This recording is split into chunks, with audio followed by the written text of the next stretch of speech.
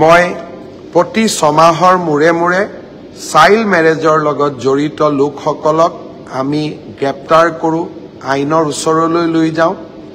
প্ৰথমতে মানুহে দুই এজনে আমাক বেয়া পাইছিলে, কিন্তু এতিয়া গাঁৱে ভূঞে গ'লে ময়ো সুধো যে সৰু বয়সতে কোনোবা বিয়া হৈছে নেকি? সকলোৱে কয় নাই নাই, আমাৰ গাঁৱত হোৱা নাই, আমি নকৰোঁ, আমি কৰিব নিদিওঁ, আমি আইন ভাঙিব নিদিওঁ। আনকি সংখ্যালঘু গাঁওসমূহতো এই কণ্ঠ মই শুনিবলৈ পাওঁ।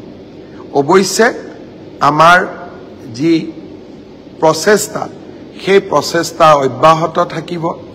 আমাৰ টাফ একশ্যন, কঠোৰ পদক্ষেপ চলি থাকিব।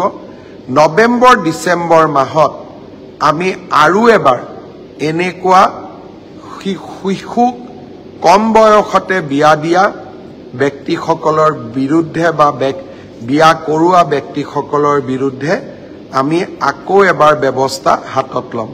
মই DGP মহোদয়ক ইতিমধ্যে নিৰ্দেশ দিছোঁ যে প্ৰাথমিক সমীক্ষা আপুনি আৰম্ভ কৰক। নৱেম্বৰ ডিচেম্বৰ মাহত আমি আৰু এবাৰ ব্যৱস্থা হাতত ল'ব লাগিব।